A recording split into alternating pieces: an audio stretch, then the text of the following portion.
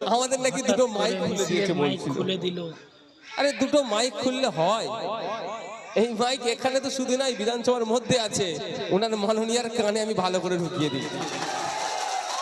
তো এই মাইক খোলাতে আমি বিচলিত নয়, অবশ্যই চিন্তিত এটাই যে আগামী দিনে গুনে গুনে আমরা মাইক দেখব চোর তৃণমূল কংগ্রেসের প্রোগ্রামে কটা মাইক লাগাচ্ছে আর আরটিআই করব কটা পারমিশন আছে, এটাও বলে যাচ্ছে। কিন্তু আজকে আমার মাইক খুলেছে, ওতে আমার একটুও রাগ নেই, কিন্তু আগামী দিনে ওই অফিসারকে জব্দ করার রাস্তাও আমি আমার স্টুডেন্ট বন্ডের ছেলেদেরকে বলে যাচ্ছি।